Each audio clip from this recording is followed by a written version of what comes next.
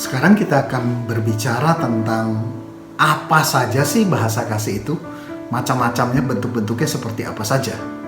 Mari kita lihat satu persatu. Yang pertama, bahasa kasih saat-saat mengesankan, atau di dalam bahasa Inggris dikatakan quality time, waktu-waktu, saat-saat yang berkualitas.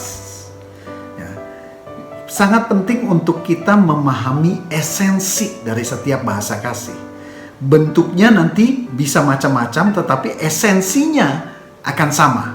Nah, esensi dari bahasa kasih saat-saat mengesankan adalah mengekspresikan kasih dengan cara memberikan waktu yang berkualitas. Menikmati waktu secara bersama-sama dengan melakukan aktivitas tertentu secara bersama-sama. Perhatikan saudara. Esensinya adalah memberikan waktu yang berkualitas kepada orang yang kita kasih itu. Ini bahasa kasih saat-saat mengesankan. Jadi waktu yang berkualitas itu untuk kita melakukan kegiatan bersama dengan orang itu secara bersama-sama. Nah, bentuknya bisa macam-macam. Yang penting esensinya tetap hal tersebut. Waktu-waktu berkualitas untuk melakukan aktivitas-aktivitas bersama-sama. Yang pertama, contohnya adalah kita menyediakan waktu khusus untuk melakukan kegiatan tertentu secara bersama dengan memusatkan perhatian kepada satu dengan yang lain. Tidak terganggu oleh kegiatan-kegiatan yang lain.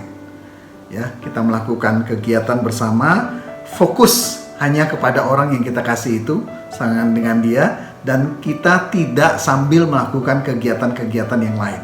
Contohnya, kita bisa bepergian bersama, berbelanja bersama-sama, makan bersama, menonton bersama, berolahraga bersama-sama, dan hal-hal yang lain.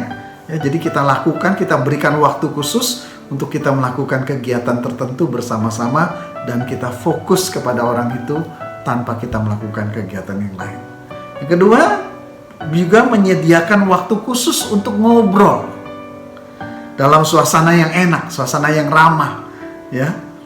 Ngobrol dalam suasana yang enak, suasana yang ramah, juga berbagi pengalaman, kita bisa sambil berbagi pikiran, kerinduan-kerinduan yang ada dalam hati kita, dalam suasana yang ramah dan tidak terputus-putus. Ini juga bisa merupakan bentuk dari bahasa kasih saat-saat mengesankan. Yang berikutnya saudaraku, contoh dari tindakannya adalah kita memberikan waktu untuk mendengarkan dengan penuh perhatian dan dengan penuh empati. Empati itu kita mencoba memahami pikiran orang itu dengan kita menempatkan diri pada posisinya dia. Ya. Nah, kita waktu mendengarkan ini juga tanpa menggurui. Nggak kita khotbahin, kita nggak kasih nasihat-nasihat yang terlalu cepat, kecuali memang diminta. Ya, jadi kita berikan telinga kita untuk mendengarkan dengan penuh perhatian, dengan penuh empati. Nah, ini juga merupakan salah satu bentuk dari bahasa kasih saat-saat mengesankan. Bahasa kasih yang kedua, saudaraku, yaitu kata-kata pendukung. Ya, di dalam bahasa Inggrisnya dikatakan words of affirmation. Kata-kata pendukung, ya.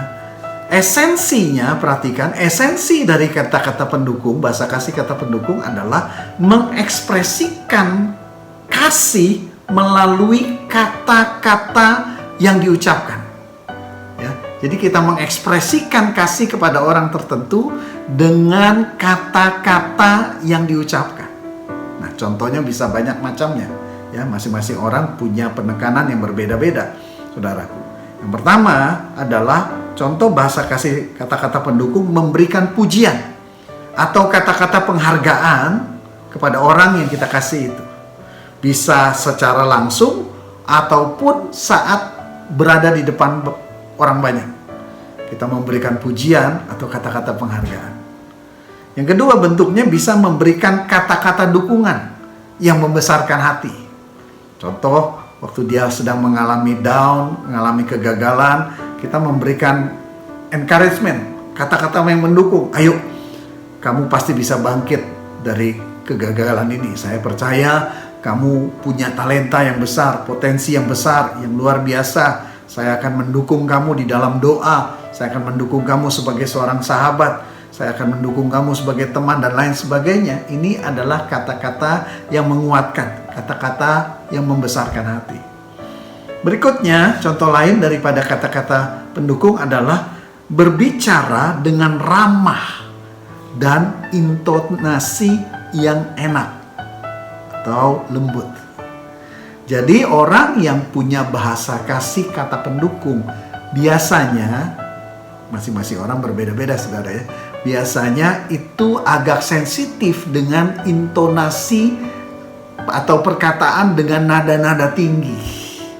Jadi kalau mengucapkan kalimat-kalimat tapi dengan nada-nada yang terdengar tidak enak, itu bisa bagi orang yang bahasa kasihnya kata-kata pendukung merasa dia tidak dikasihi.